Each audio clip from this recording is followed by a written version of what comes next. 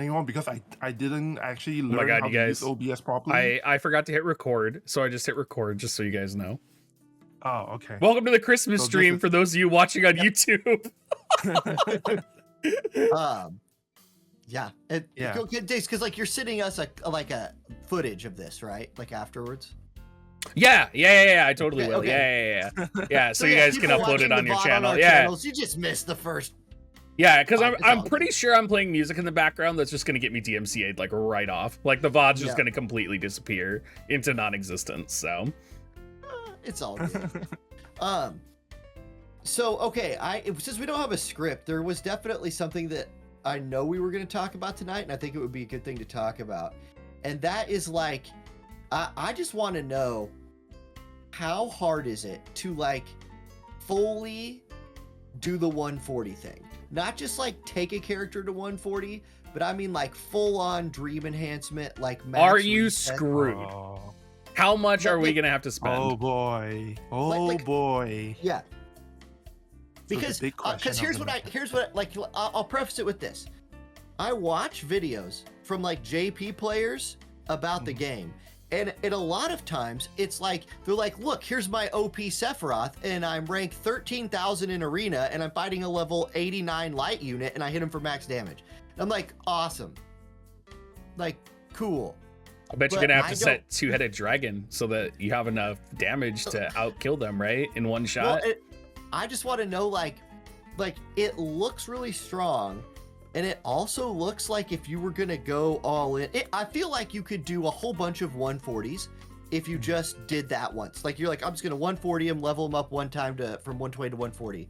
But what is it like? How many characters do you have that you've like dream enhance reset over and over and over? Well, it's tricky because he has 6 140 there, but how many of them are fully maxed out? Right, that's like the question. Yeah. Oh. So first of all, right now, at this moment, I can't even. That fully doesn't look max out fully any maxed of them. out. Yeah, that doesn't look Yeah. fully maxed out. I can go and show you guys like. Oh, even wait. For Sephiroth. Hold on. Each time you do it, can you go to where you were gonna enhance for a second there on the wind unit? It takes 20 each time you enhance. Not just the soul stones, but it takes 20 of the dark materials too each. Yeah, the soul Correct. stones. Yeah, the soul. Oh, okay. Dude, Well, I'm gonna run out of that shit. I run out of this stuff all the time. Full on every Yeah. 9 step for step 1, 2, 3. Yeah, because those scrolls are the bottleneck, correct? Correct. The scrolls are definitely it dictates how many times you can actually do the reincarnation, but ultimately you still do need to have the mind spheres and the awakening materials as well. And they're And, different mind people- spheres for Sephiroth.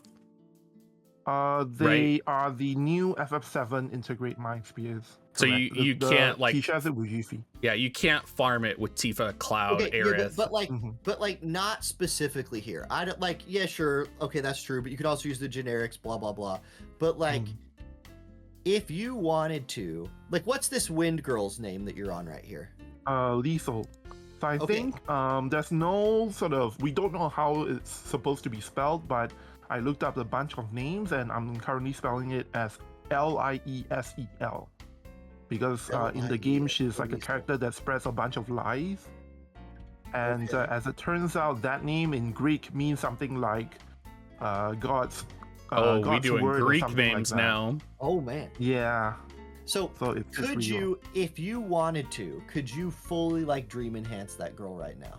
If I had the materials, yeah, but I don't have nearly enough.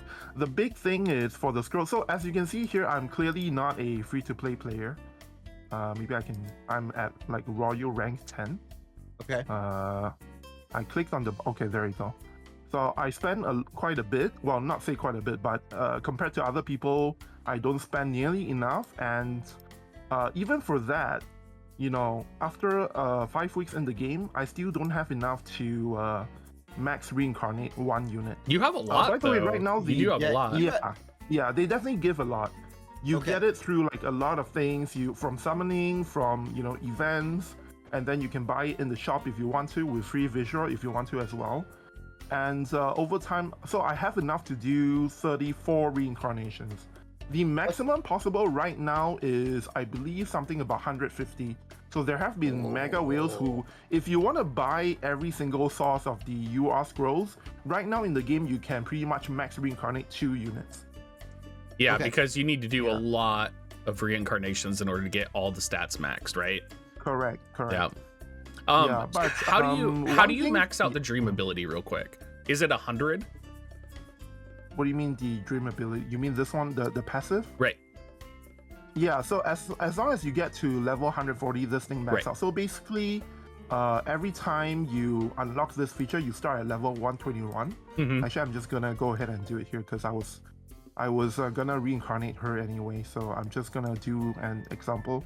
Like every single time you reincarnate, you go back to level 121, and if you're doing reincarnation, the yellow stars that you got previously gets converted into green stars, as you can see here. Oh. Right?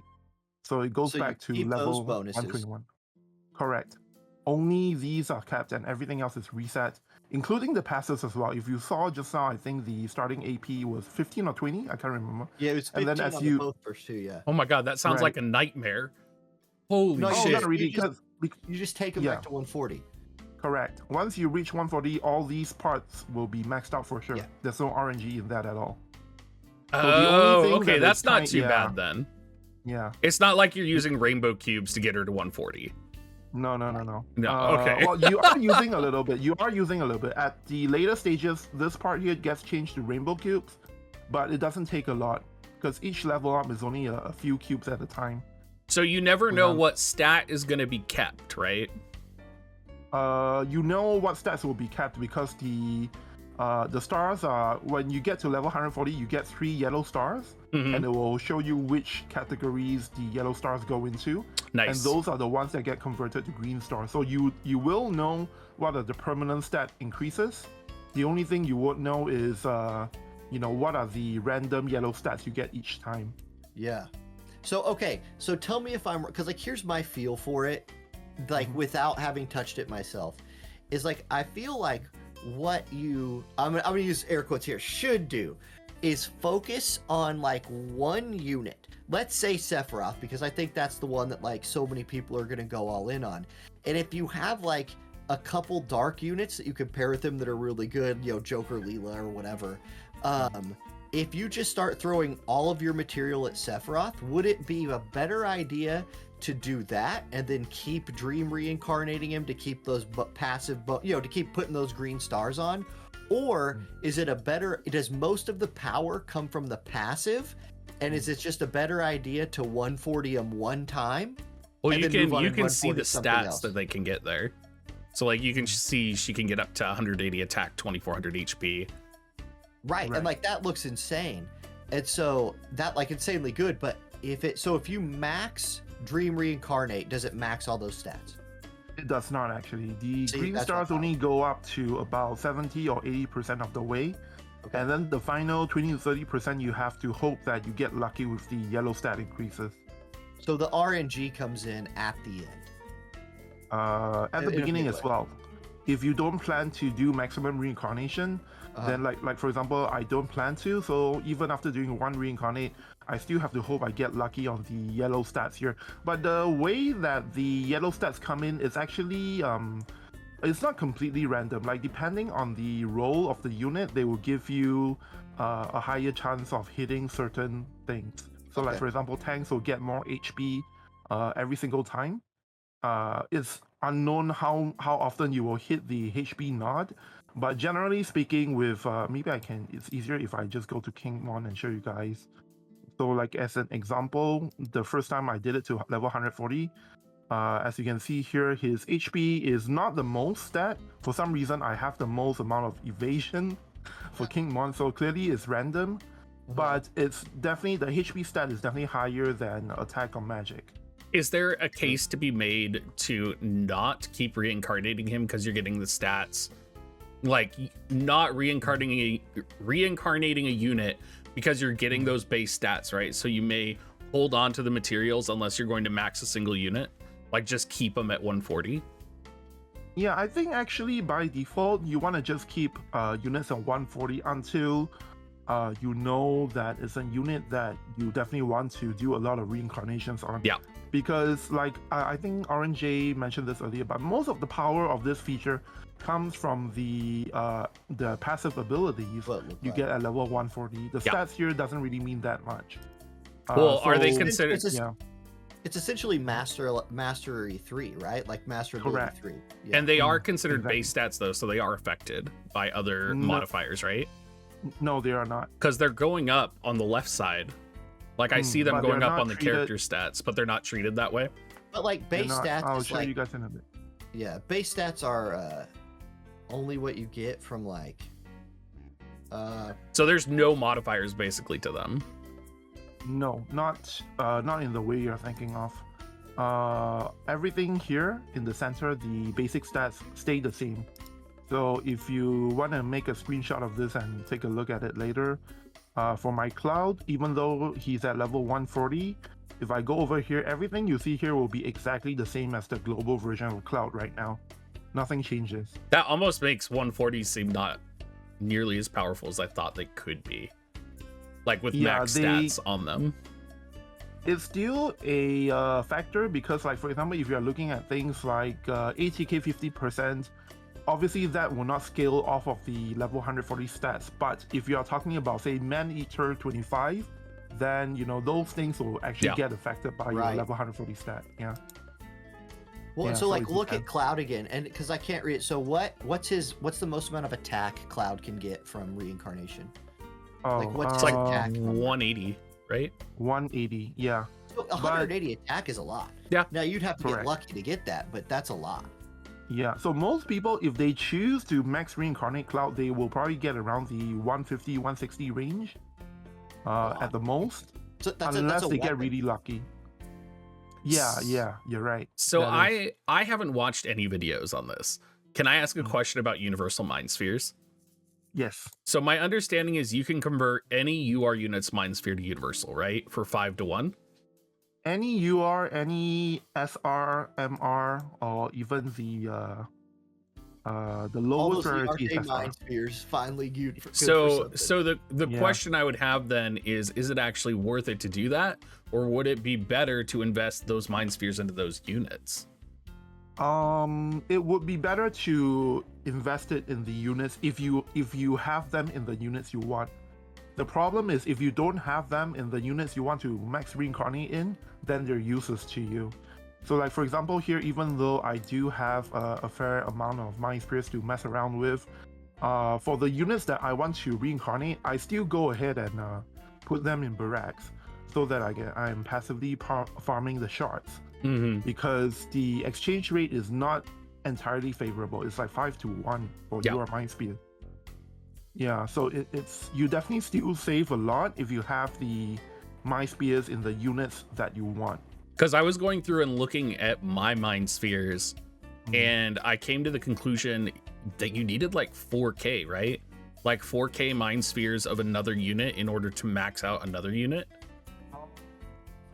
4K if we're talking conversion from a 5-1 conversion. No, it's if you wanted to get to max reincarnation using the universal mind spheres, you would actually need 8K. You would need 8K universal mind spheres or 8K mind spheres of the other units? From the other units. If you're talking about if you already have the mind sphere for the unit that you want, then you need 1,600. Yeah, so you would need 8K. That's crazy. Yeah. Like again, it seems to me like the direction here is if you're gonna spend that many resources in a unit, like play around that, like do it. And then play around that unit extremely. Like that's why I think Sephiroth is gonna just be a huge hit, because it's gonna be the only unit people max. Yeah.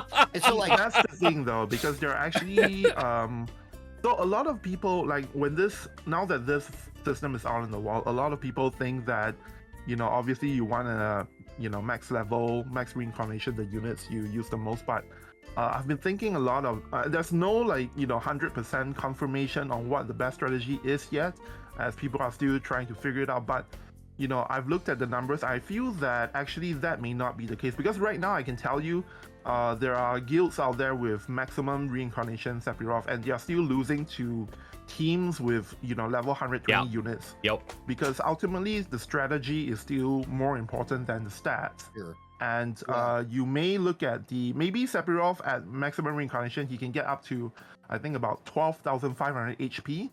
But that is still only 2 hits to certain attackers, right? Because if you do a lot of damage, if you run say wind missile, he's still going to die in 2 hits. The only situation where this becomes a factor is if, let's say, you are fighting against a water team or fire team, and they have to normally do 3 hits to take down Sephiroth, then the extra HP, if you go from 10,000 to 12,000, that means that he now will take 4 hits instead of 3 hits.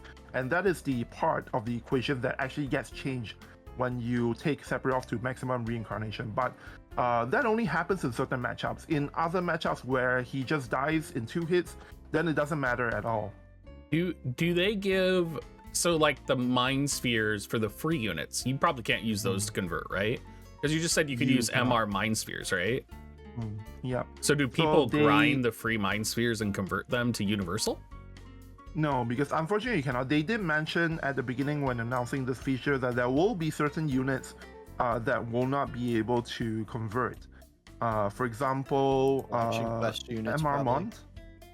Yeah, MR Mont, UR Mediana, and then what is the Zazan? What is the weak Zazan called? Wait, they're not letting you convert Zazan? No, they're not. What? For units that they give you like a bunch of free mind spears, they just flat out don't let you use it.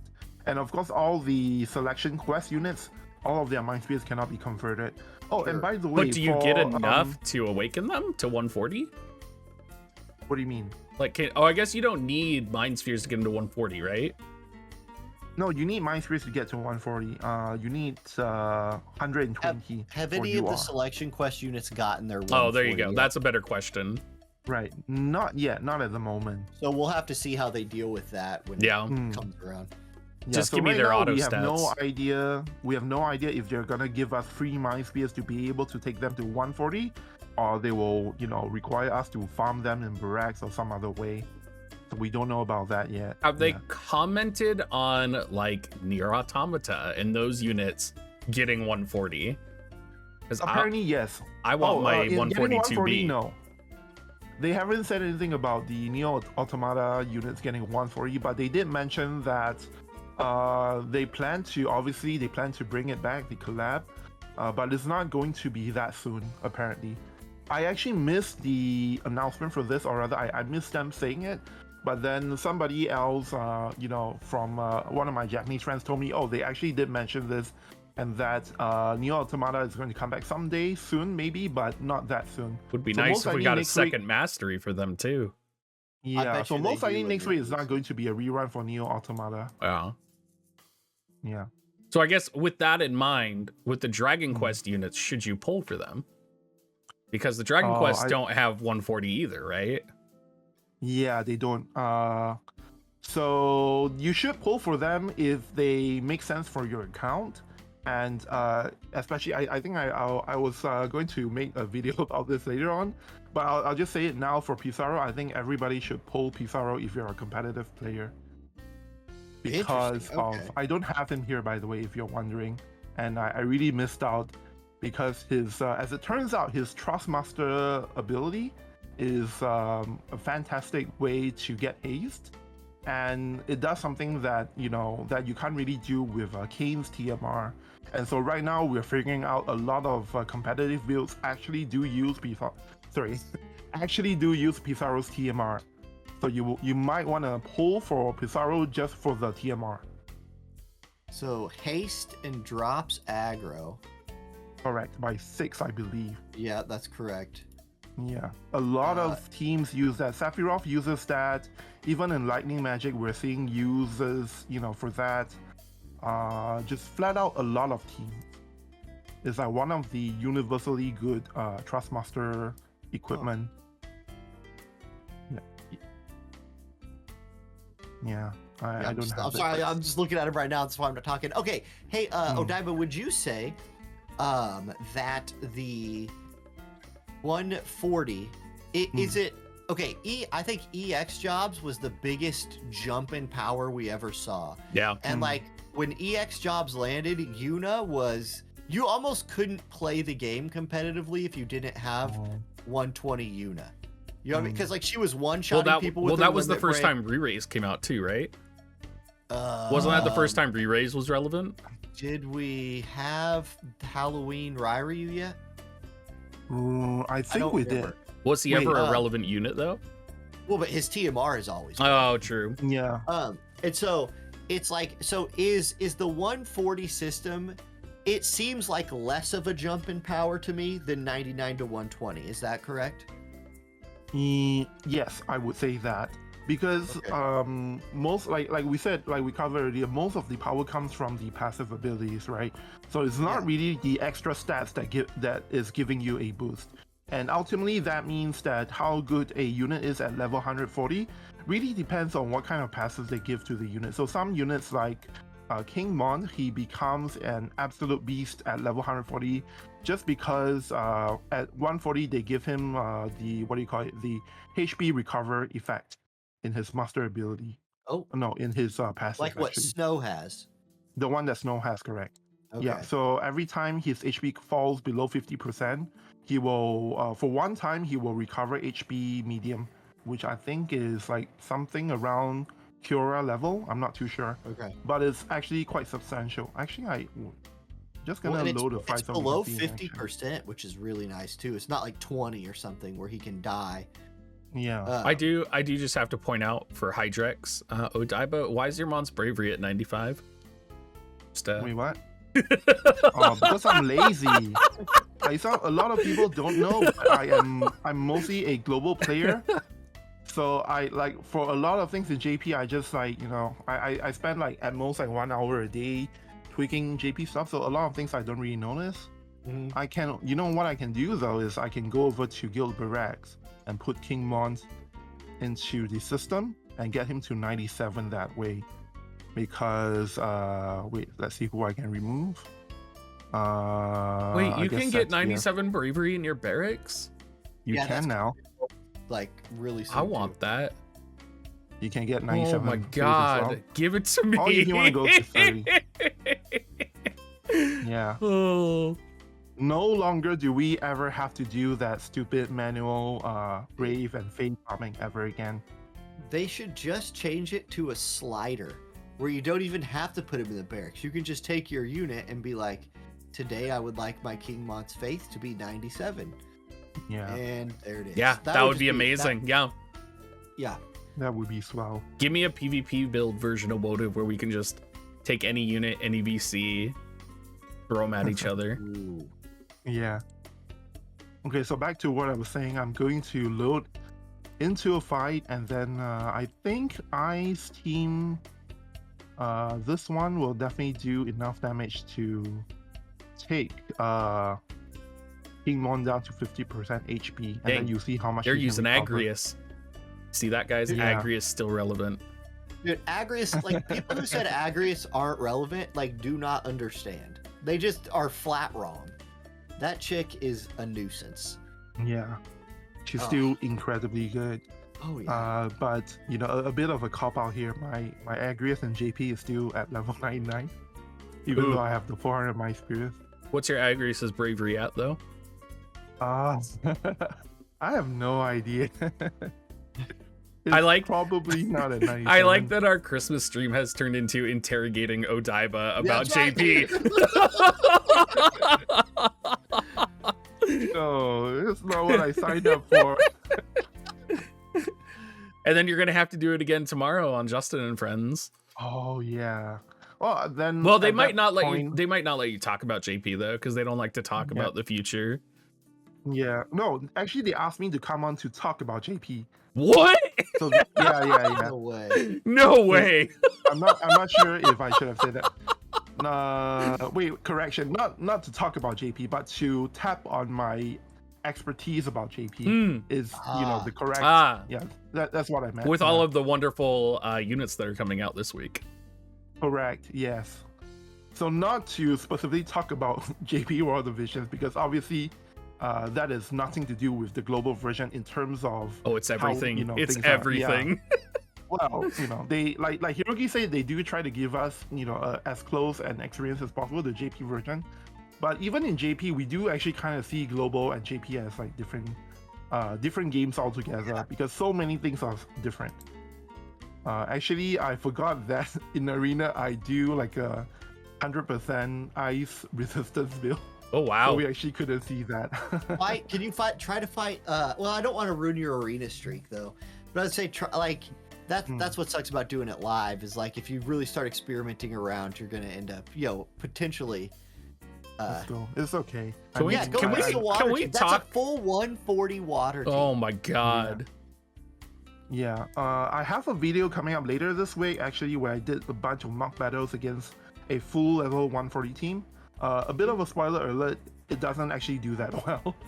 Okay. Oh really? So, like I said, yeah, it doesn't. And even in the video I published like 1 or 2 weeks ago in Arena, I fought a full level 140 water team, and the results for them is actually worse than another team that only had like a level 115 Amethyst. So the levels don't tell the full picture. Sure. For sure. Yeah. I mean, I could have a full level 140 team, and I'm sure Auronnj and you could wipe me with a 120 team. Oh, there you go. There you Oh go. my damage! Oh, That Jesus was Christ. devastation. Oh Yuffie's no. got this, right? Yuffie's got this, right? Yuffie! Nope. So yeah, unfortunately for this water team, what is her name? Perene and I think it had Winter Victoria, right? So Winter Victoria is kind of crazy right now because she's super accurate. She's always been super accurate, but now that she has her level 140, She got her level 140 as well. Correct. So now she's kind of crazy. Like I can't. There's no way we can see the stat here, but if you look at the I'm pulling it up right dexterity, now. Yeah, there was actually. So we actually did some calculations, and I can tell you for a fact that level 140 Victoria, Winter Victoria, will actually almost 100% hit a Yuffie at level 140 almost every time. So Yeah. is evasion just like awful? No, because Fire Evade is still one of the better teams out there right now. It's definitely good, and it beats a lot of things, but it's not something that doesn't have counterplay. So Yeah. if you remember, I think about half a year or 1 year ago, when Light Evade was all the rage in global, the problem with that back then is that a lot of teams couldn't really do well against Light Evade, right? And actually in JP it was even worse because we have even fewer tools in JP for getting your accuracy up for a lot of teams. We don't have Secrets of the Heart as a regular VC. You can only get that during Valentine, for example. But as a result, Light Evade in JP was actually way more dominant in JP than in Global. But then Sephiroth came out, a lot of things changed, and then now Fire Evade, I would say, is really strong, but it's not at the level that Light Evade was dominating previously in JP. Okay. So we may have seen the change of the guard for Evade in JP, but is never as dominant as before because we have way more tools right now, and the level 140 system definitely helps in getting accuracy up on a bunch of units. So we can see it right here. So he just goes from 50%. Sorry, what? That Mont just did his little reaction heal thing. That was pretty powerful. Correct. So it went from 50% HP to about 90%. I feel like there's a lot of striking units too. Oh yeah. Oh, Like yeah. there's a lot more striking units than I'm used to seeing. Yeah. Uh-oh. Striking is It kind of seems like like a secret striking's weapon. killing you every time you run into striking almost. Not even close. Yeah. Striking is really good. It's actually, I believe, one of the weaknesses for Sephiroth as well. It's actually one of the reasons why Lethal is so good against Sephiroth.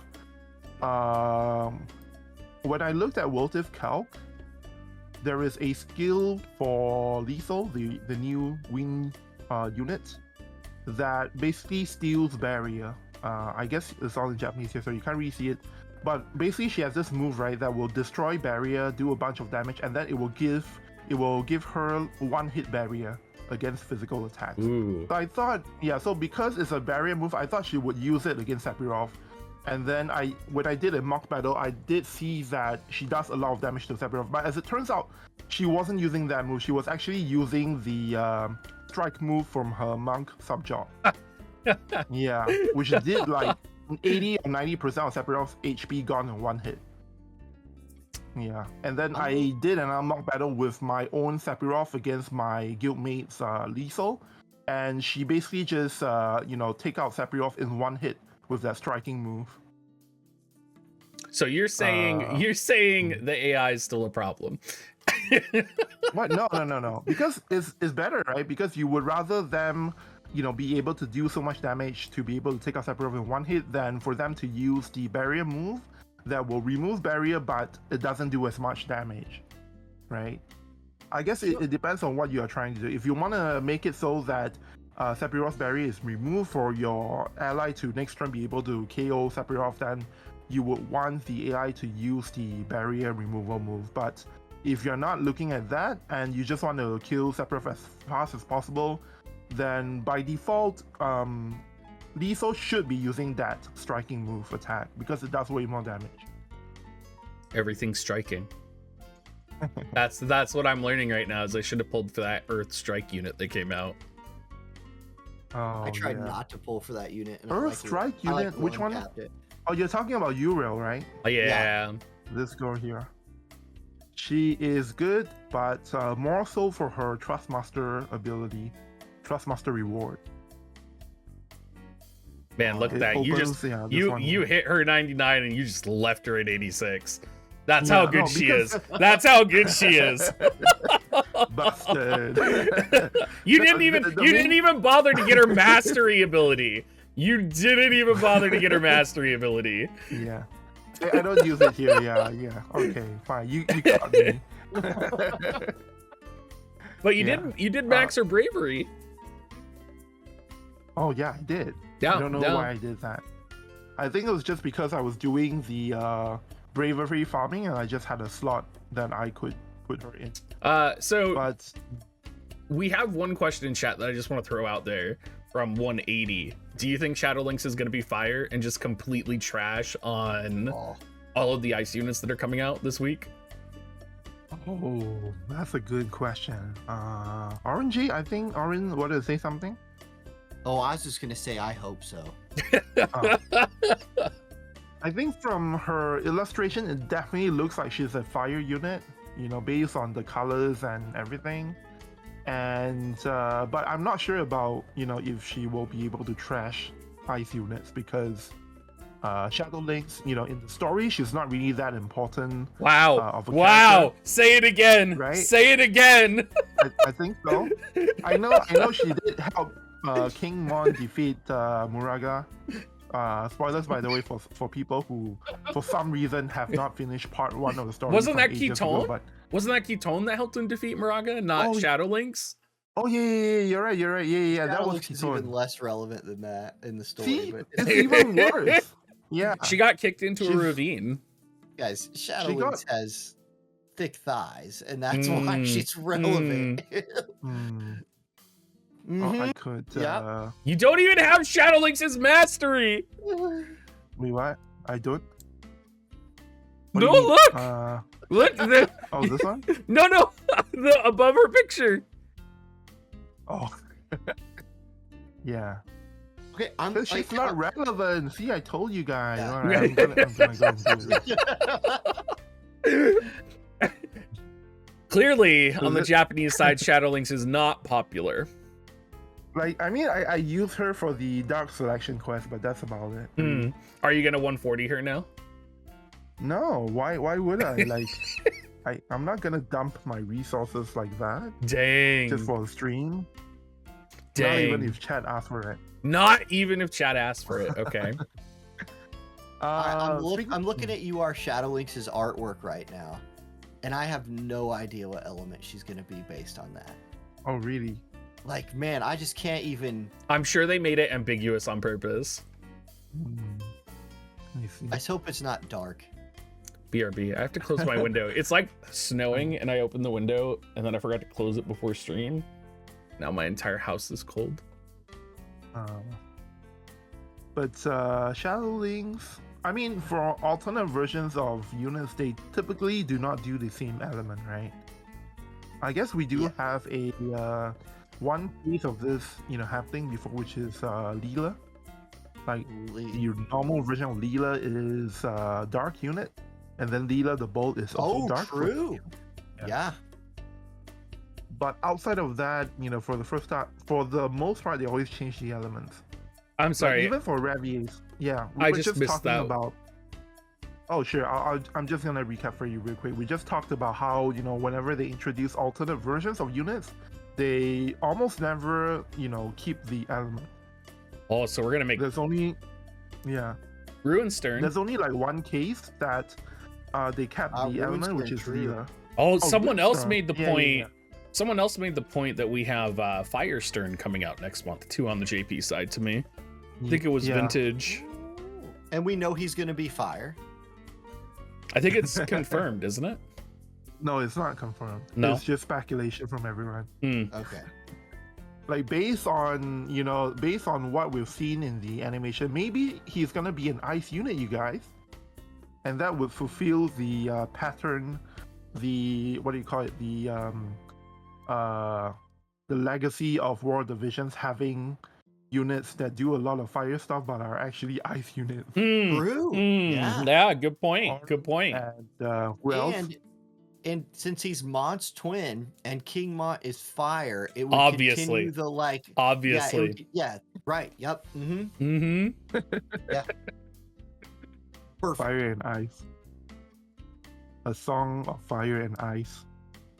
I haven't watched the last 2 episodes of that yet. Oh, hey, speaking of that though, did you see that they said that WoTV has an anime collaboration coming soon?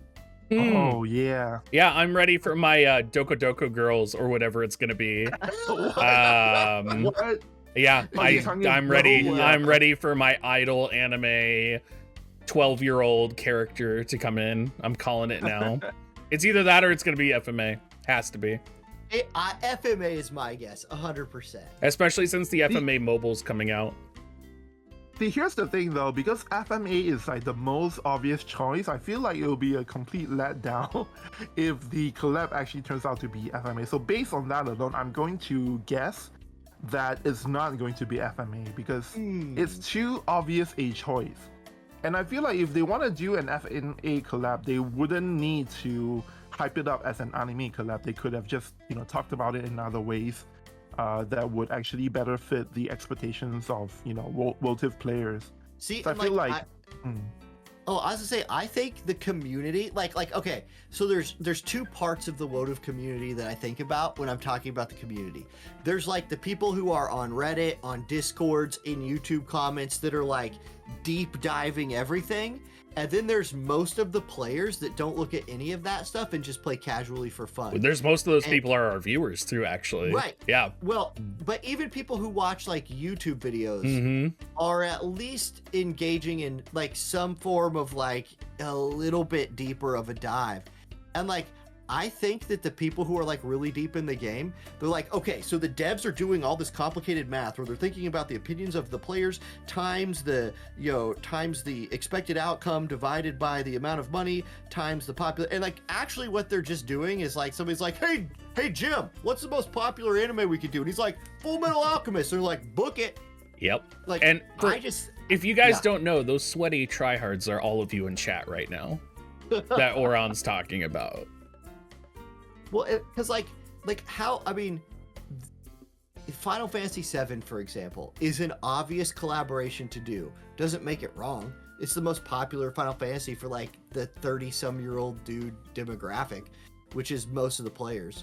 And so like, yeah, just makes sense. And then, so I think that like, I think they'll just go with the one that will be the most popular. And I think that's about as deep as that thought process goes on that. You know what was missed opportunity? Freaking not Dragon Quest, Ogre Tactics. Ogre Tactics collab and Triangle Strategy collab. Like, where the hell are those? Come on, Square Enix. I think the problem with those is that those franchises are probably not as hot or popular in JP, as compared to other. Oh, more it's mainstream JP's stuff. fault. Oh. Oh, well, I mean, even for global, it's not that hot a property, right? Because, I mean, especially for Tactics Ogre, it just came back after like what, a 20-year slumber. That's true. Yeah, true. Well, and it's not gonna like, what's the really cool looking Tactics Ogre character that they like art style into this game? I don't think that collab. It would be the MC. There's 3 MCs. This is perfect. There's 3 MCs they could bring in. With WoTV style art. I don't know. I gotta check out those art. Where's my Legend of Dragoon collaboration? That's all. I mean, that's talking about dead games. Good heavens. True. True. That's more dead than Ogre Tactics. Yep. It's because it's not even revived. It's just dead. Yeah. It's in the cellar of Square Enix, just dying right now. In the cellar of my heart. Mm-hmm. Legend of Dragoon, is there some IP problem preventing it from being resurrected at some point? That's what I've heard. Yeah. But I don't know that anybody really knows. Oh, okay. That makes sense. I mean, they could just do another one and not call it Legend of Dragoon. They do it all the time with Final Fantasies. Call it Legend of Dragons. Dragons. Oh boy. All you gotta do is put a hot girl on top of that dragon and people would be happy. Although, I don't think was there dragons in Legend of Dragoon? Wasn't it like Power Rangers? Weird looking. It was like Power Rangers where they got their power from their armor, right? Yeah, like they had dragon armor. But it was about like in the cutscenes and stuff there was dragons.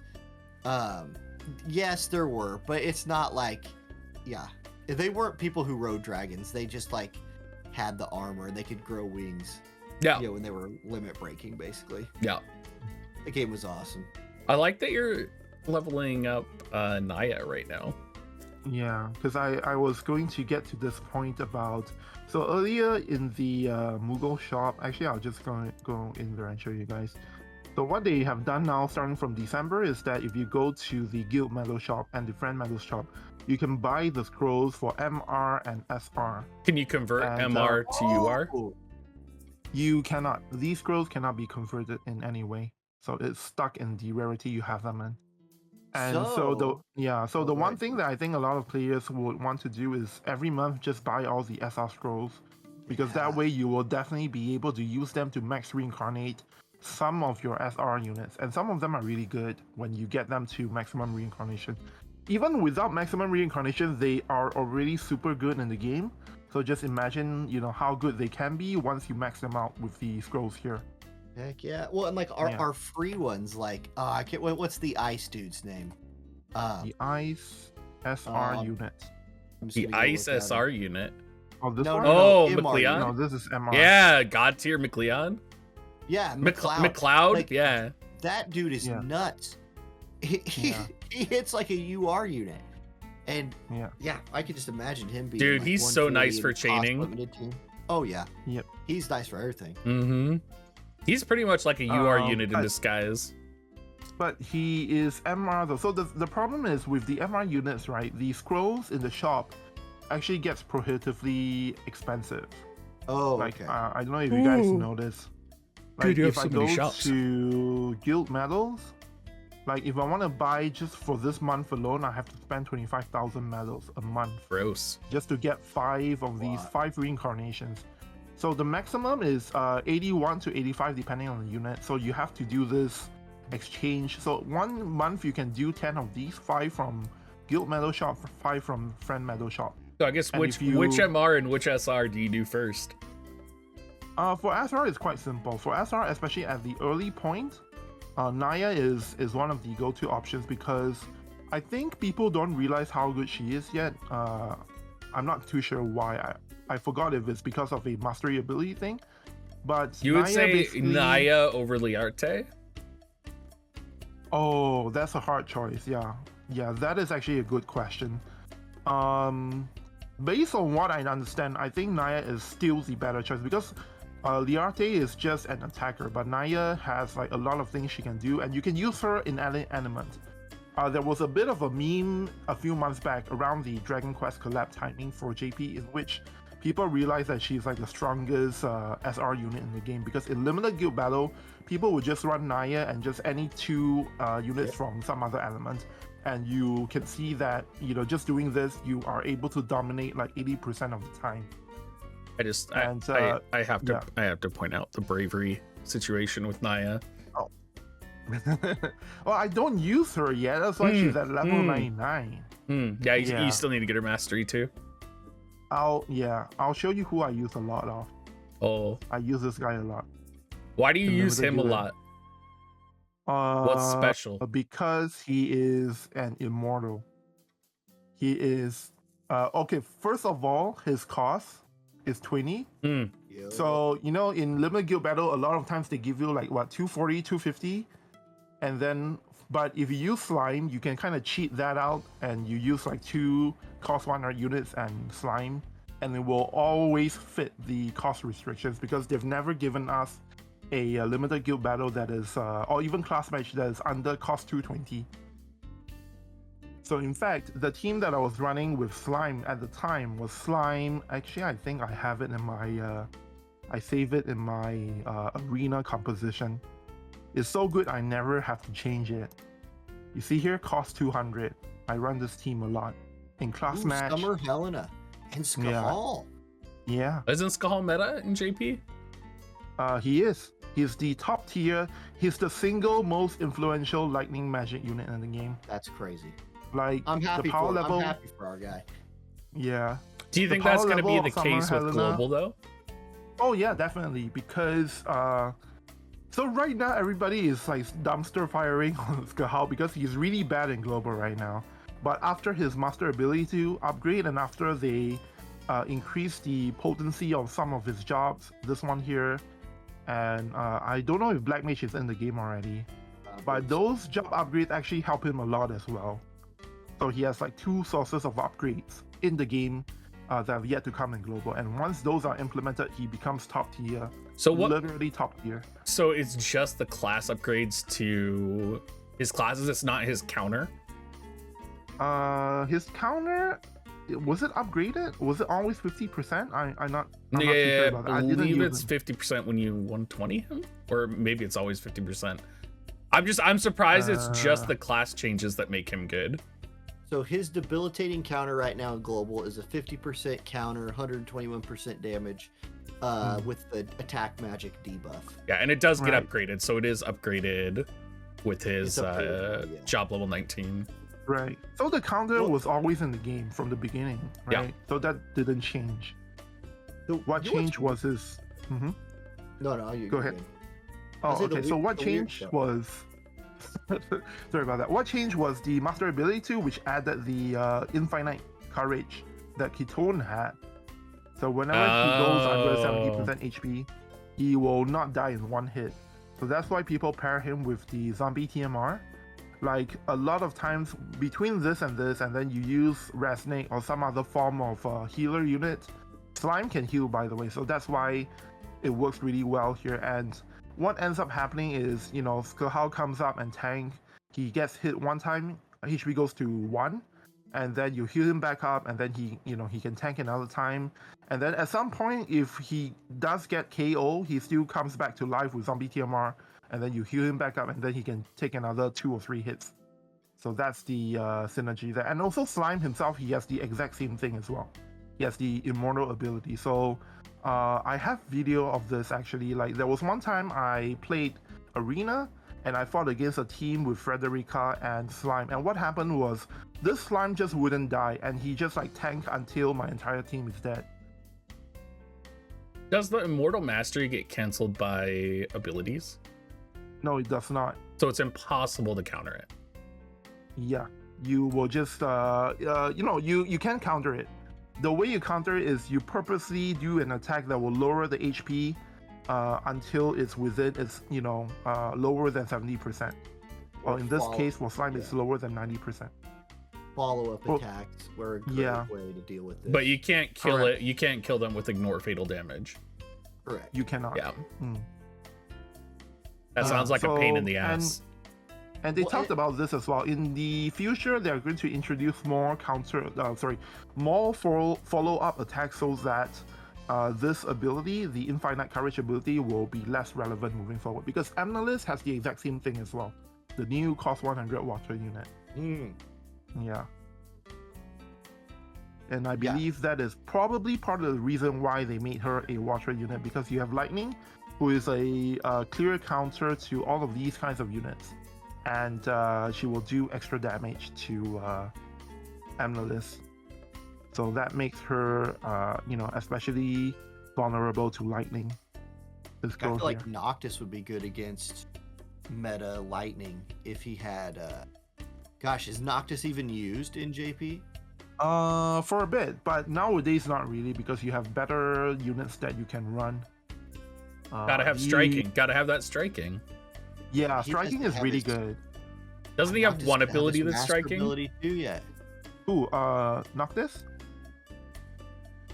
He has a piercing move and a strike. Yeah, he has striking on his Prince of Leonis sub job. Warp strike. Oh, Noctis is the Prince of Leonis? Yeah, he's the real Prince of Leonis, all right? Look, I'm on the JP side. I can't read words. I can't even read English. What is it you do for a living? Teach kids how to read. It's great because I'm right there learning with them. Okay, just gotta Odaiba. Odaiba, because I have to keep riding you. That bravery on Noctis. I know. I don't use them anymore. It's fine.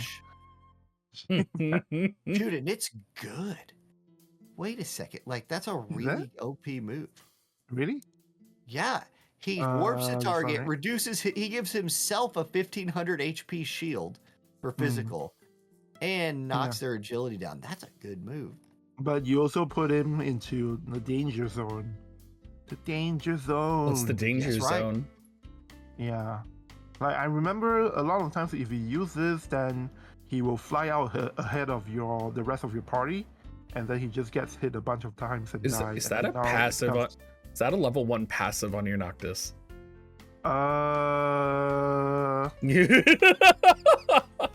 You what? Level where? Sorry, you have what? To level 1 passive? I'm sorry. I'm sorry. If it makes you feel better, you could probably kill me in PvP with a level 1 passive. So. Yeah, I think. Okay, so you guys have to know that in JP, the JP farming quest actually only gives you half the amount in global. So I think for the longest time, I was JP strapped. Yeah, like if you do 15 of the quests in global, in JP you have to do like 30 of them. And also we have crazy. We have way fewer JP ability up items as well. It's because they like the pain in JP, right? I'm sure that's why. Yes. Yeah, this is why you're playing the global version more, right? Yeah, that's exactly why. And also, things are generally a lot better in global.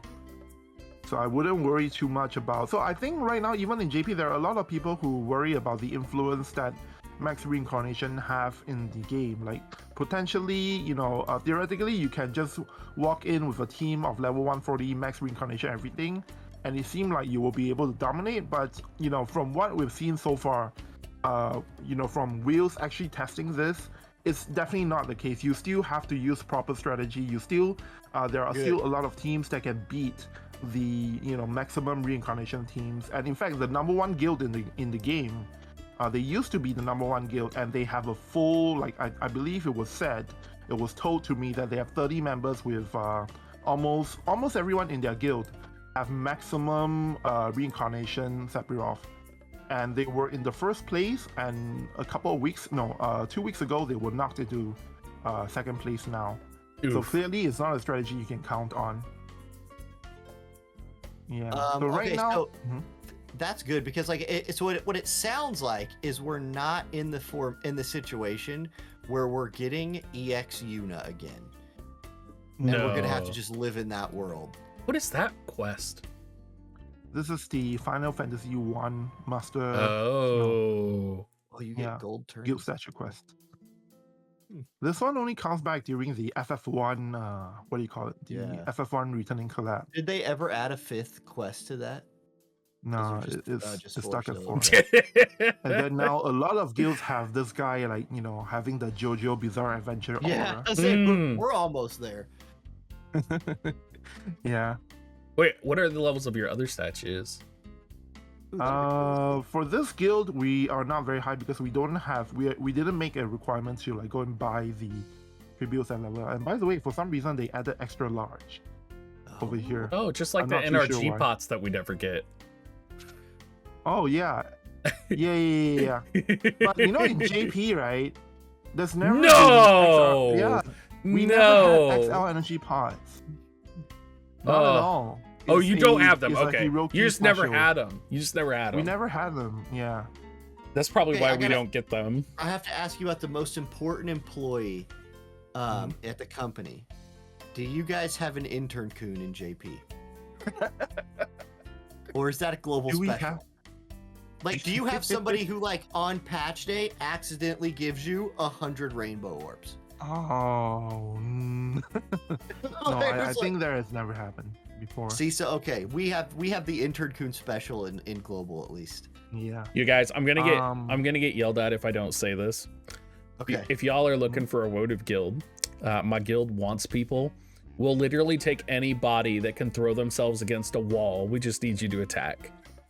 Yeah, that's all. Just message me on Discord if you want to join my guild. We have a real warm community, which I'm gonna keep it PC. But just if you're a child of the internet, know you'll belong with us. If you're looking for a more wholesome place to live, the Salt Squad Very- is also recruiting. Wholesome. Okay, you're wholesome. I'm gay. We're gay as hell in my guild. That's a G The way you said that makes me G-H-E-Y. sound like I meant something. You were like, no, this is Dr. Diggs right here. He's like, in my guild, we're a bunch of internet degenerates. And I'm like, hey, if you don't want to be like that, come join me. And he's like, just because I'm gay? Yeah, that's right. That's right. Cancel Oronj hates on the gays. Oh my gosh. Never mind what. I'm not, no. I know. You I can't say it, refuse to can get you? pulled for- Yeah. Not going down this road. Does everybody know why you went to Florida for No, they do vacation? not. No. Okay, it's not public knowledge. No, it can be though. Like I just don't like. Yeah, no. We just we're doing a surrogacy pregnancy, and we got to meet the people, and for the first time in person, and that was really awesome. And then we got a bunch of tests done. Like I say we, like I'm a big part of a surrogacy pregnancy. They just tested me to make sure I'm not diseased in any way. But yeah. But it's a gay couple. Right. Yeah, correct. It's 2 men. Yeah. So, yeah. Thanks for supporting But, the LGBT community or on Jay's wife. Oh, am I uncanceled now? Yeah, you're uncanceled now. Okay, good. Is that how this works? That is how it works. Yep. You've redeemed yourself. I honestly don't know how this works, but No. You could join Salt or you could join my guild. Just DM me. Hey, what Slide about into Visipor? DMs. Visipor doesn't need any Hey. help. Shut the fuck. Huh? Visipor, no. We want to No, recruit too. you guys don't. Okay. But you It's not guys have like fair. a waiting list, don't you? Yeah, that's true. But we're always looking for good people. And actually, I think at the moment, I'm not sure if we're still looking for recruits. Have you But I have know you for sure a considered- short while ago we were. have you considered leaving Visipor and joining my guild? Oh yeah, I Hmm. mean, Hmm. yeah, definitely, Yeah. man. Yeah, top It's, 100. I mean, it's an attractive guild. I don't even know if we're top 100 now. The Moan Colony. No, it's I would, it's you know. Big Digs NRG now. Oh You guys want to know a secret? I don't even leave my guild anymore. no, Was it- that you was leave the your guild reason now? why I considered leaving Visipor for their guild.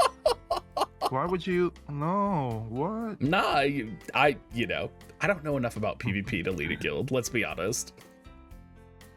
I'm here But for the you have- ass. Yeah, but you lead by energy, by aura. By aura? Yeah. Are you feeling my aura right now? Because let me Wow, tell the stream you, just got there that's really weird. that's How not am I my on aura. that What happened? What? If you guys want to know a secret, I did try to get Umbra on the stream because he does live close and he's visiting home right now. Oh. I was gonna try and get him into the same room. could have made him really uncomfortable on stream. It would have been wonderful. Instead, I have to settle. You mean like physically? Oh, totally. Oh, Totally. Yeah, because he lives maybe 20 minutes from my house. Wait, So- I thought wow, Lumber that lived is in amazing. JP. No, his family is in Vancouver. Oh, I didn't know that. Yeah, so Mhm. he literally flew into Seattle. So I I see. even offered to pick him up at the airport because it's like, yeah, Wait, you mean he's in Seattle or Canada now? I think he's in Canada right now. Oh, okay. He's either in Canada right now or in the next couple of days because he's coming home, and it's like the first time he's been home for like ever. Imagine not seeing your family and being trapped in Japan during COVID. Holy my, shit! My sister's Yeah. been trapped in Japan for like 10 years. Oh, there you go. Well, Like, that and she sounds was- willing. She was planning on coming home, but then COVID happened. And so we haven't seen her in person in like, yeah, it's been like 10 years. Or Okay. something crazy. Okay, like that. so a question for you: have you Okay. flown into Narita before? No. No. What was your experience like going into a Japanese airport? Because mine was terrible. I have not been. You've never been? No. Wait, you've never I had been a to trip, Japan? I had a trip planned and COVID happened and I couldn't. Oh. Oh. Sucks. Wait, are you the reason why this pandemic happened? Like, I am. like you were thinking of making a trip to Japan, and then the wheel of the world was like, nope, you're not going, so we'll just make this thing happen so you can't go. I think so. See, my plan when I went to Japan was to wear like MLB gear and pretend to be a professional baseball player, and just like walk around and like see if anybody would want to take pictures with me. And I don't know. I thought maybe it would work. Dude. I can picture that in my head right now. I'm gonna be honest with you. If you want people to take pictures with you, just go to Vietnam. If you go to like a Vietnam village, they will like attack you and take pictures with you. Like they just Really? want your picture, yeah. Because they never seen white. but- Because they never seen white people before. Because like if you're in like a really rural jungle village, like just like, the fuck are you doing here? But I think that will only happen for you guys because I'm Asian by the descent, so I don't look that differently from Vietnamese people. I would think. So No, unfortunately they wouldn't swarm me. I think. no, Like even when even in Japan I get mistaken for Japanese like all the time. yeah. Well, the same thing happens to Giant. Like he gets like we go to restaurants yeah, and yeah. people talk in Chinese to him, and he's like, I don't speak Chinese. Honestly, when I saw Giant on your stream, I always thought he was Taiwanese for some reason. Hmm. Yeah, because he has that kind of like image, that kind of look that a lot of Taiwanese people have. Yeah. And yeah, but as it turns out, I was really surprised when you said he was Vietnamese, and I'm like, oh, okay, that's pretty cool. Yeah, I don't know his full descent, his full lineage. I don't know if they have like a family history or something. That would be really interesting. But in my experience being in Vietnam, I feel like that's something nobody has. Like that did not seem to be a priority at all. Let me see. Like Oh man, here's Vietnam to me is like how we're doing this stream, like just chilling. What were you saying, Oron? Sorry. well, I was watching Odaiba's like you're in like the select matches right now. Yeah, Like the pickup match. PvP, and you're pickup match, and you're fighting against Sephiroth. I was just wanting to see if he would like dominate, and he's not. Nope. Like Wind is not. slaughtering this. Yeah, Win is to be fair though, Win is top tier right now because it can easily beat Dark. It can beat most other things except for Ice. Yep. That's why I would like to see Fire get a little bit of love because I love to play Wind, but right now, like we just ran into an ice wall 2 days in a row in PvP or in Guild Wars. Oh. And so if you're running Wind, it's like, well, I'll just hope everybody clears for us. I'm a little scared for Fire because I don't have like my Ilzira leveled. Ooh, like I don't have the VCs I want for Fire. Like I feel like if Fire were to become relevant, I wouldn't be able to put together a Fire comp. But see, but I like that's see. the beauty of it though, is when it's elements, like I just feel like what sucks right now is you can basically run an ice wall and just assume you're not going to run into a bunch of fire teams because fire's just not quite good enough to run on offense consistently. Like, oh, you ran into dark, you're going to lose. Probably, you know. So I would just like to I see guess- fire get a little more powerful, just so iced isn't like it as easy to run as a defense, I suppose is what I'm saying. I'm just gonna say Yeah. that, like, I guess if they do run fire, I could run water. Because I Yeah. feel like water has a lot of that those compositions that are like fun to mess with. And I feel like because I was gone for a month, I didn't get to experience the revival of Lara Croft. Oh. And I thought that would have been really right, fun. right. Don't worry, I think at some point you will probably be able to experience that again, because I only just realized this today, like earlier, before we came onto the stream, but now that level 140 and reincarnations are part of the game, you realize this means that we are about to go into like a golden era for War of the Visions, because they have the system and they need to implement it for like every unit eventually. This means that they're all coming back. Lara Croft and all that, they have to, make it come back somehow, so that they can implement the new systems for them. And so I'm expecting in JP within the next 1 year or 1.5 years, we will pretty much get every single collab run so far. They'll bring it back so that people have the chance to get them again and upgrade them to the latest power levels. And then what's going to be even more interesting is that depending on which units you like, you can actually pick and choose what units and what elements you want to specialize in, because this system really is able to empower all kinds of teams and strategies. Well, that's what I like to see. That's been my favorite part of the game for a while now.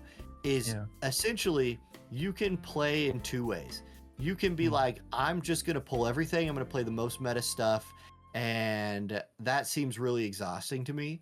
Like constantly pushing for the most powerful comp in the game. Or like if you want to run Earth Bros or Earth Chicks, yeah, go for it. You can make Queen Mashari Luel work. You can make Kilfei work here in a minute. Actually, yeah, you can make her work now. Like Wind, go for it. Water, you want to run Ildira, Celis, Aerith, you could probably win if you build it right. I don't know. That seems really terrible. Wait, what was the team? That seems really bad. Yeah. What was the team? Ceres, Aerith, and who? Ildira. Ildira. Yeah. I just like Ildira. But like you could do it and it would lose. You could probably put Asterius in there instead and do better. But like, I just feel like you can play a whole lot of stuff right now, and I've enjoyed that. And it's not how it, like, again, the time in the game where I did not like PvP the most was Yuna. It was Yuna. It wasn't Elena. Nope. Because maybe my account was stacked enough that I could fight evasion, and I could just, like, I was like, oh yeah, I just gotta have accuracy and I'll run them over, no big deal. And Elena did suck. Like, do not misunderstand. The Elena thing was awful, but it was not Yuna. You couldn't one-shot her because she was 21 levels higher than the rest of your units. She Aeon bonded every time you hit her, and then she killed your whole team with Space Chicken, re-raised herself, and brought people back to life. Like, ugh. It was just, fights just went to turns all the time. You're like, oh look, I'm gonna lose to HP because I could not kill their team. And that was my least favorite time. It's funny you mentioned this because I actually started the game, I think a few months before Yuna came out in Global. I started around Dwayne's release, so that was, I think, 3 or 4 months before FF10. So I never actually got to experience this power spike you were talking about. By the time I started, and by the time I was cognizant of, what power levels should be like, it was already the Yuna era of things. And back then I do remember though that there was a huge power spike that came in when King Mons and Black Rose Witch Helena were introduced. Oh yeah, Helena was a big power spike when she initially released. What do you guys think, since we are kind of at the end of the year now, and I know at least Auronnj and myself are probably, I already made one video talking about the units for this last year. What do you think the biggest power spike was in this last year? Ooh, oh man, as far as what? Just like in the game? Yeah. If there was a single unit. Master ability 2s. No, I just like a single unit. What do you think was the most important? Let me go look at units in Global. What was the unit that first came out this year? Ooh, it was June. June. Oh. Yeah, well, there we go. So Joom released on January 5th. Is that right? Yeah, it was Joom and Golbez. Joom and then Golbez. Oh my, Joom, like that's a big start, right? Okay. Yeah. Oh yeah. Okay. The answer to that question, in my opinion, is Warriors of the Crystal. Then, like Joom, Velis. So I think Velis probably for me. Oh, that's a good one as well. Yeah. Yeah. Velis is probably, yeah. Is Velis the strongest unit that came out this year? Probably. Like the most universally used, the most. Yeah. Like, and there's a couple close seconds. Like I think Joker, Leela. I think you could make the case for Locke as well. Locke, yeah, in a way. Actually, for me, it's kind of different because if you want to talk purely about power level, I have a different pick in mind. But the thing is, if you were to ask me in terms of impact to the meta, then my answer would be kind of different as well. I think, so like, for me, I know like Velis, I think would be the universal answer, but I know Esther, I feel like is so OP. Like if I'm thinking about PvE as well. Oh yeah, that's true. She does so many things. For me, if you talk purely about power levels, my pick would actually go to this girl here. To Glaciella. Flagbearer Glassy. Yeah. Like in terms of absolute power level, I feel like she is definitely the single strongest unit in the game in global and JP. But the thing is, before she was introduced, Win was actually kind of in a good position already. Yep. So she didn't actually do that much in terms of impacting the meta. And definitely not the same way that Valis actually changed the meta for the entire game. Valis actually didn't just change the meta, it changed how the entire game is played because for the first time we had a healer that can also haste, that can also attack. Yep. Yeah, because like you had Lemure who would like do those things, and then if her team was dead, you're like, well, guess it's we're over. Losing. Yep. I feel like Flagbearer Glassy is strong, but I feel like she's just gonna get better later. Because I feel like we have so much ice right now. Yeah, for sure. I mean, ice like, is, Wind is so strong that like you have a unit like Summer Jaden that's really good, cost 100 unit, and he's not even in like the top meta team. True. Because like you have Sottily, Flagbearer Glassy, Joom. I will say Wind and Summer Jaden let me auto 90 EX. Like it was super easy with Wind and with Summer Jaden. Nice. Man, and like, in JP now, Ayaka is also a meta pick these days after she gets the upgrade for her. Gross. That's so cool. Gross. That's so cool. Gross. She's never good. She's never a good unit. Why do you gotta hate? Because it's Ayaka. I can't like her. Look, I know her knees don't move the way the knees are supposed to move, but you know that's just part of it. She's got those legs. Okay. What do you think was the worst unit that came out this year then? Okay. Going back to my list of, I keep going off this page. Or hold on, what do you think was the most anticipated unit that didn't pan out? Okay, I'm looking. I think it was Celeste. I think she was super hyped up from JP and she didn't have the impact. No, she's great. She's good, but I don't think she had the impact. Like, I felt like she was hyped nonstop from JP. And there's actually a reason for that, actually. Like, I felt like she didn't have the impact that I expected her to have. So the thing is, go ahead. Well, I think if Celis is like, okay, I think the problem with Celis is a lot of people probably pulled her and then like didn't like, because okay, Celis came out. I'm gonna open both their pages. Celis released on the 23rd of March, and then not that many days later, Astrius came out. So if you tapped out going for Celis, you were good. You need like, I think you run Celis Astrius like is Water's package deal to me, in my opinion. If you want to like Water meta team. See, so like maybe to me, I feel like Esther came out as well, and we had Ibarra, and it was just like all of a sudden we had stuff that could counter Celeste. I suppose, but like you were never gonna run that. Like, I guess it's just maybe if you're like, okay, don't attack lightning with your water, obviously. Right? Like, and then were you ever gonna run water as a defense wall? Maybe, but I think she was more functional in like you could splash her in as a tank. I don't know. Maybe you're right. Like maybe she didn't have quite the impact we thought she would. Okay, But then let I me still think she's ask really the other good. question. Do you think Snow had similar impact? I think Snow's great. I think people who hate on Snow don't understand the game. Hmm. Like Snow I feel is like Snow actually- has more of an impact than Cells did for Celeste. Yeah, definitely. You see, so the problem with Ceres is that when she came out, she was actually broken for sure. Because can you imagine a game where you have a whole bunch of units that deal damage using magic, and then suddenly you introduce a unit that can negate for 3 turns every single source of magic in the game, more or less, like 90% of the magic attacks in the game. So when she came out, she was really game changing, right?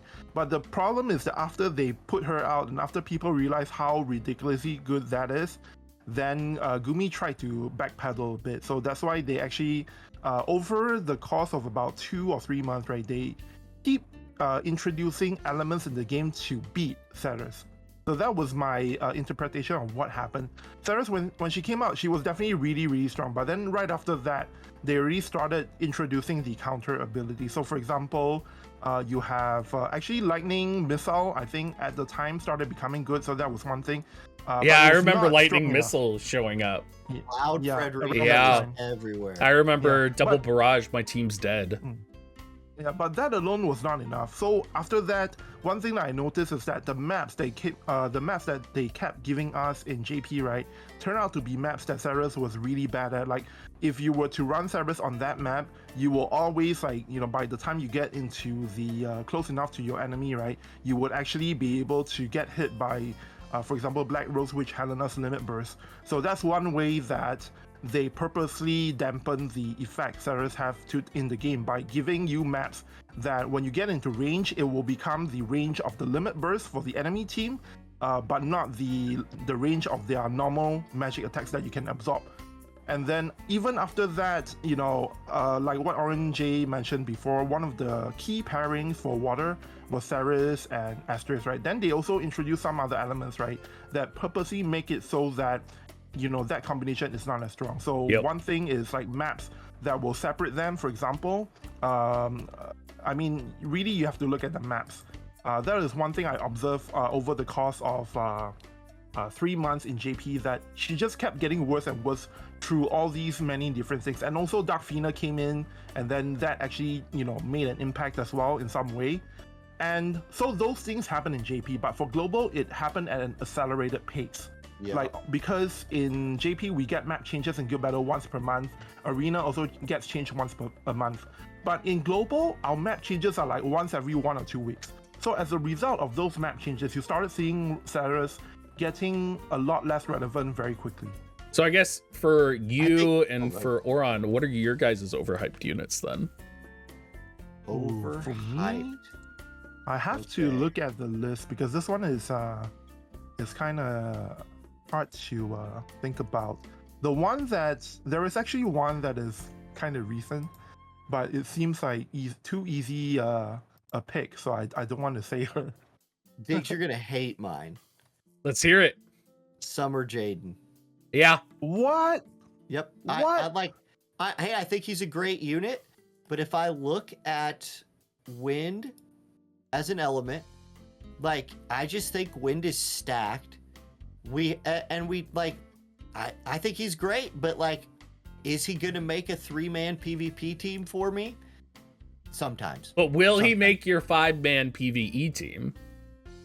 Yeah, probably. Because he's in my PvE team and I love him. But Yeah. I hate Well, but, him. like, I never use him for PvP.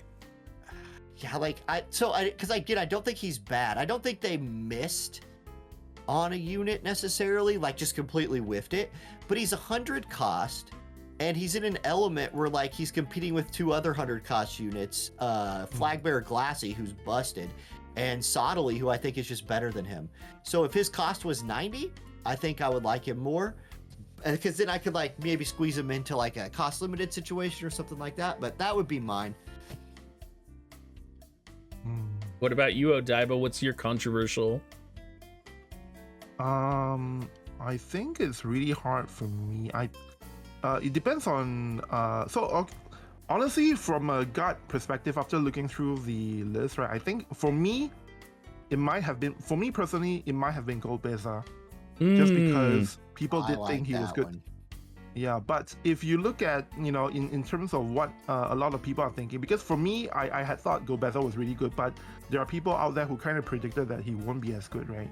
So if you're talking about in terms of people's anticipations by and large, I think actually Summer Helena was actually the most disappointing unit for this year, even though she's like the most recent.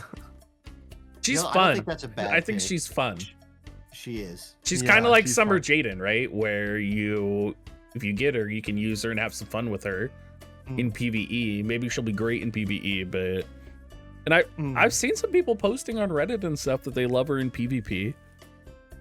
She's good. does She's hit good for stuff. sure, but in terms of the gap between the anticipation and Yeah. the actual release of the unit, she has Well, a lot of. I feel problems. like she was not highly anticipated. Oh, okay. Oh, if you At see least it on that way, then, global. yeah. Maybe that's wrong. Yeah. Because I was if you gone. see it that way, then that wouldn't be the correct pick. Because the thing is, objectively speaking, she actually has a lot fewer things than other cost 100 units, like even Queen Marshery and definitely Olaya and Wind Glaciera, and even Dark Fina. So you're when you on your lightning team, you were using Summer Helena, right? yeah, For I your am. lightning magic. Is it because you don't have Ibarra? Or you No, don't have Resnick or Renan? I don't have Ibarra in JP. I have Renan in JP, but even with that said, Summer Helena is still the second best pick in Lightning Magic for JP. The first being Skahal, yeah. And that is just more of a result of there being not any really solid magic users outside of Summer Helena. Like, I would consider her to be not as strong as, for example, Dark Fina, right? Dark Fina is incredible. Summer Helena compared to her, not so much, but she's still the top class for lightning element. That's the problem. Imagine here. being a seasonal unit and being outdone by Skahal. Man. Oh yeah, yeah. They really did her dirty. No, but Skahal actually had a kind of bounding effect for Summer Helena, because as someone who went and level 120 Summer Helena in the month of her release, I actually never touched her at all for the first almost 2 months or so, for the first 6 or 7 weeks, because after trying it out and after realizing she's kind of weak, it didn't make sense for me to run her in my guild battle teams. And then what happened was Skahal became really good, especially when run with Summer Helena. That became the catalyst for me to start using Summer Helena a lot. So you could say that it's thanks to Skahal that Summer Helena actually became relevant in the meta, kind of, because without it, I can tell you we tried a lot of things with Summer Helena. We tried pairing her with Lightning, with Charlotte, with Resnick, a lot of combinations. We even tried triple magic. We even tried 2 magic and 1 physical attacker. Everything was not consistent. Like, you would win some things, but you would also lose a lot of things. And it wasn't until Skahal came into the picture that finally we discovered like a build that makes sense for the meta. Yeah, and like, I'm looking at Lightning right now too, and so yes, Skahal gets his EX upgrade, or his upgrade in JP that he gets, his Master Ability 2 and 3 basically, and his Master Ability 2, and he's insane. But you still also have Ibarra and Renan waiting on Master Ability 2s. They will probably get those before Summer Helena, and I mean, who knows? Like, maybe Renan and Ibarra was really good in global for a long time. Yeah, Ibarra's my girl. Ibarra and Esther. Like, I think I'm a little biased towards Celeste because I love Lightning so much this year. Like, I feel like Lightning was like, oh, I love Lightning so much. Yeah. Like, it's just fun Lightning it's is fun to play Lightning. Were you talking about the element or the unit? The element. The unit lightning I do not use very much, actually. So, all right, Odaiba, my current favorite unit in the game is Queen Mashuri. Well, to like play. How good is she in JP right now? She was on some teams earlier that we Right saw. now? Yeah. I'll give you a hint. This is my Queen Mastery at level 120, and you can actually give her the level 140 treatment already. Well, I'm not doing it. That's kind of because you think she's bad. Is it because you don't have the relevant Earth units to make her good? Because like we saw also, in Arena in top 20, there was a Queen Mastery team that was getting run. Oh yeah. Correct. Partially it's because of that, but also because Earth right now is like last place tier. It's like bottom tier right now. Is Earth ever top tier? Don't get me wrong. Earth is bottom tier, but that doesn't mean that it's complete trash. It's still pretty good. And the Earth team, if you want to run the Earth team, is probably this team. Yeah. Actually, not Winter. Yeah, I was gonna say Winter Venera. Not Winter Venera. No, she's not meta. The only reason she's here is because of the arena bonus, but usually I love this. I love this Tommy guy though. Like he's playing just stuff that he likes. Yeah, a hero. Exactly. Yeah, I don't even know. There are a lot of people like that in JP, elemental specialists. Yeah. Well, probably. I mean, with reincarnation, I might have to go that route. You know. Mm-hmm. In which case, it's all in on lightning. If Shadow Lynx is Earth, do we pull for her? Does Earth become meta if Shadow Lynx is Earth? Well, okay. I'm pulling for Shadow Lynx no matter what. Yep. So, Yep. But yes. So I guess the answer is yes. Yeah, I'm pulling for Shadow Lynx no matter what as well, but so it's kind of a loaded question already, but I think for people who are on the fence, if Shadow Lynx is Earth, like right now the meta units for Earth are Queen Mastery, and who else? Oberon sometimes, and then Urel. If we have, I think people who are on the fence, if she makes sense in the Earth meta, then she's a yes for me, I think. But if she already does something that Earth currently does, then maybe you don't need her, right? Well, I think so like a Earth Shadow Lynx would bring like potentially Earth Evasion. With GLs is Earth on. Evasion. Oh, okay. If you look at it from that point, yeah. Oh, your face, Aura. What Aura? Earth Evade stuff. Why? Earth Evade is garbage. It doesn't win ever. Like you want to talk about something that consistently is bad? Earth Evasion. What you don't think my Earth Evasion Ketone Drain Force build is going to win me 6 guild battles? Pumpkin Spice Frederica is just going to get dunked by something, and then like Ketone's going to run out there and maybe live because of her unlimited thing for a while. Then she's going to Drain Force once or twice and die. And then, whoever else you have is also just... They'll probably get killed by Glassy or by the person who is randomly running Summer Jaden. I want Earth... Like, the amount of times I've been like, okay, for this limited Guild Wars, I'm going to run Earth Evade with, like, some sneaky thing in slot 1, and no one will see it coming. And then there's just enough accuracy and enough 100% hit stuff in the game that it just gets run over anyway. I'm like, well... If it makes you feel better, I've been trying to make Water Evasion work with... Farm and with Lara Croft and with whoever the other Chunok, and it just it's okay, but it just gets steamrolled no matter what. Yep. I feel like Evade is relevant still, but not it's not what it was. Maybe Fire brings that back like it did in JP, but I don't know. I just want Halloween Ryu to be good again. I loved playing that guy back in the day. Wait, did we get the upgrades for Halloween Ryu in Global already? We didn't. He doesn't have the job updates though, right? Because doesn't he need the job updates before he's good? Did we get him? Like, Halloween Frederica has like some insane thing. I think we did get him. I think we did get him for Halloween Ryu. Okay. I think we got the job upgrades for his job level 25. Right. Oh yeah, correct. The job upgrades, but not the master ability too. I remember now. He has master ability. Yeah, Ryu has master ability too in Global. Yeah, I think so. Yes, you're right, but not Frederica, because it's the one for Frederica that Does suddenly make her, Frederica like, not? I thought she did. I thought they all did. No, because they upgraded Halloween Frederica's level 120 skill to be some insane thing that gives her courage like 2 times or something. She has her secondary master on global. Oh, she does? Okay. Yeah. Her Alright. single target resistance 40 when HP is above 70. Ah, I see. Unless WoTV calc is wrong. But maybe it's... it still doesn't make her good. Yeah, unfortunately. But at the time, on paper, it definitely seemed like, you know, it was going to be the start of a Earth evade meta for that, based on that. I would say, too, since we're talking about fencer classes, and she's not really a fencer, but she kind of is. Violet, I feel like I was underwhelmed by her. Yep. Compared to Locke and Elena. Oh, okay. She is kind of like a third pick for light evade. So usually usually she's not good enough if you're gonna only run 2 evade units.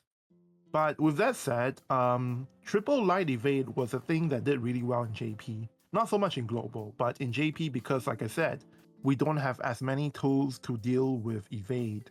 That was actually the dominant light team for I think 4 months or so. Yeah. So I guess the impact is kind of different. And also, do you guys know that Starlight Elena actually has 2 casts of courage in JP, but only 1 in global? Yeah, that was a buff that she got, right? Yeah. So yeah, because of all that stuff, that can stay over there. Oh, Agreed. Don't bring that to global.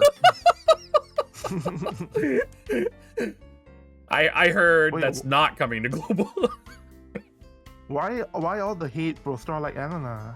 Because for a year. Yeah, I mean, we suffered with her for so long. Gee. Okay, fair enough. Yeah, I want to do more units. Yeah, I guess if although to be fair though, even if they decide to give her a second use of courage, it's not going to be good enough to suddenly bring her back into the meta, right? Because for so long we have so many ways to deal with light evade already, so I don't think it's going to change much. Because but my hatred of her will also not change. Okay. So she gets nothing because I don't like her. Because and they ask my opinion. He's in the chat right now. I just want to shout out Jay Benson because he edits his videos really nice, and Giant would tell me that, wow, his budget is so good for his videos. Just so you know, Jay Benson. Giant noticed you in his attempt to make me more high budget.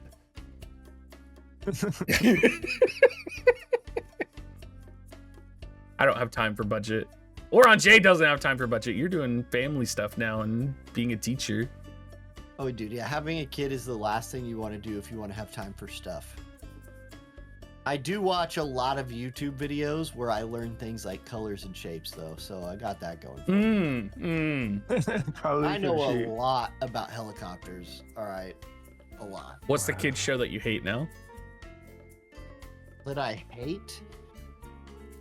I hate Coco Melon. I think Coco Melon's dumb. I've heard that.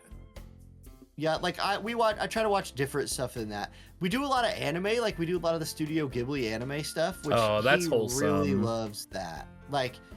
Totoro, Ponyo. You're weebing them early then. Oh yeah. Yeah. Oh yeah. Yeah. Definitely. Some of those Ghibli movies are really boring though. Yeah, but it's better than this is a truck. Honk, honk, honk. Look at it drive. Honk, honk, honk. Oh my God. And he's sitting there just honking. He's like, let's go, truck. And I'm like, let's go away, truck. Wait, what? How old are the kids you're teaching? Oh, I teach. He's not showing that to the. Yeah, he's not showing that to his school kids. Yeah. I see. No. Yeah, we watch Coco Melon in 5th grade here in America. We're not exactly producing engineers out here. We're making the next Elon Musk. Those are the kids that are in Auron's class right now. Yeah, one episode of Coco Melon at a time. That show's terrible. Like, I hope the creator of Cocomelon's not in the chat, but whatever, he doesn't care. That person's rich. Yeah. Dude, I No, don't. but maybe because he's rich, he plays World of Vision. You can't deny that. Kind of that's gotta a wonder possibility. with some of the whales out there if like we maybe have someone famous watching us, like you watch like Henry Cavill do interviews and stuff, and he's like watching like nerd YouTube channels, and you have like other people that are like, oh yeah, I play Final Fantasy 14 that are like celebrities. I don't know. We I know we could have Addison Rae in here right now. Maybe she's watching this stream right now. I should have invited her. Dude, that'd have been pretty cool, actually. It would have been cool. We would have had a lot of views. We would have had a lot of views. Would you have streamed then? Yes. Oh, Obviously. oh, Ninja playing Final Fantasy 11. Yeah. Yeah. By the way, it's not quite Addison Rae level, but I think the next raid boss that comes up will be interesting to people who like Addison Rae. Why's that? Because just Is it just a giant Addison Rae Wait, head? I Because I wanna think a see lot this. of people. I think this is the first time they've done this, but the raid boss is Elon actually Musk. no, it's actually Oh, is it a character? Winter Victoria. Yeah, Oh. there we go. Oh, look at that. That's cool. I like She's- this, yeah. Yeah. Like there's even some backstory of how Winter Victoria and Winter Luosa decided to go and steal Christmas cards from the children. Yeah. The children who send them to their families and stuff like that. Like it's literally in the in-game notices. That's the backstory behind why we have this mini raid for Christmas. And us as the players, we're supposed to go and take back the Christmas cards to rescue them, Yes, to right. protect the smiles of children. Yeah, for the kids. Children. You gotta protect them. That's classic War of the Visions right there. And she has Winter Luartha with her too. Yeah, because Winter Luosa thought it would be amusing to to follow along. Yeah, Winter Like, Luosa they- just got one shot by Black Rose Helena too. Yeah. Black Rose Well, Helena, because this interesting choice here. Why aren't you using Darkfina? It was just no, I don't have Dark Fina in JP actually. Oh. Yeah, I'm still trying to. I made the mistake of not pulling for her because I was under a visual crunch back then, and since then I've tried to pull on as many UR guarantee banners as possible, and after more than half a year, I still don't have her. That's like me with Soddly. Like I had to like scrape the barrel to get Soddly. Yeah, and the thing is, I have like over 300 shards for Dark Fina, so the moment she comes into my account, I can like start building her already. But alas, no luck whatsoever. People are asking what unit's coming out today. It's already confirmed. It's XMAS Ravies and Dragon Quest this week. Pretty much. Yeah, Wait, what? we're- Dragon Quest I'm pretty sure we're getting Dragon Quest and XMAS Ravies this week. at the same time? I think What, so. Huh? It could Nah, be that's Dragon not Quest next possible. week. Yeah, that will make more sense because you gotta imagine if they run Winter, what's her name, Winter Ravies, then they have to do the returning Christmas units as well, right? So straight away, that's already a lot of things. This week. I thought don't they had think on top DQ of- this week because they have to sorry, what? release Shadowlinks before the end of the year, right? Oh, yeah. Well, I mean, they could just push DQ to January. Why not do that? Yeah, they could. Yeah. And you know what happens in January is actually Dragon Quest tagged first anniversary at the end of January. Yeah, the game it that makes shut down in perfect sense. global. Wait, what? Huh? Didn't You it? got- huh? Did it? Because I covered it for a while, and I'm pretty sure it shut down in global. Dragon Quest tag? Yeah, No, it's still going. in It's, global or in Japan. in global. In No fact, way. global Dragon Quest tag right now is running a countdown to the War of the Visions collab that is taking place this Thursday. Oh, Right? I'm not DQ crazy, right? Are DQ we Tactics having, is collaborating with WoTV. I'm sorry, what? There's people in chat are saying Dragon Quest Tactics are collaborating with WoTV. Yeah, that's what I'm talking about, right? Are we talking Yeah. about different Dragon Quest product? No. I just thought they canceled Dragon Quest Tactics. I thought not enough people were playing it. Oh no. Although I can definitely see how it may not be as popular in global for that, because Dragon Quest has historically not as been very popular. I think in the United States and Well, maybe English speaking regions. as they're saying in chat, maybe that's why we're getting Addison Rae, because Addison Rae is going to be more popular than Dragon Quest. Oh no, I don't think they will. I think we will definitely get the Dragon Quest collab. Probably. Oh, global is Yeah. getting Dragon Quest. Yeah. Oh yeah. Yeah, because I mean, it's literally they have the assets made, right? Yeah, exactly. Like they're not gonna not release them, Right. even if they don't make a lot of money from it. Oh, okay. And also, it does actually. There's a lot of significance in the meta with the Dragon Quest units. Not just the paid ones, but also Slime and the Vision cards. And also, I have to say, as someone who played the Dragon Quest Tactics collab, it's actually the most fun event in World of Visions yet. Really? Yeah, it is. Whoops. What did I click? Yeah, so the reason for that is because there is actually a story for the Dragon Quest Tag collab, like in-game story. Like you actually see King Mont and Liart, what's her name? Liarte. And Is she pregnant? No, she's not, because it takes place in the past. Got it. It takes place sometime before the war, I think. The story is like Mont's walking down the street, and then all of a sudden Liarte pops up, and she's like, "Whimsy shop," and he's like, "Oh my god!" Like, what are we doing here? Her And side he's like, gig. Yeah. Yep. All right, guys. I do have baby duty in the morning, and I have to wake up to do a reset video tonight, so I Sure. need to wrap it up pretty quick. Yeah, we can call it here. Last things. Any last things you guys want to say? Just Oh, for thanks me? Oh yeah, go ahead. You can lead off. Yeah, Go. Odaiba. Shoot, you've been Oh, interrogated no, this whole stream. I thought you were talking about chat. Like any last things chat want to say? Oh no, screw chat.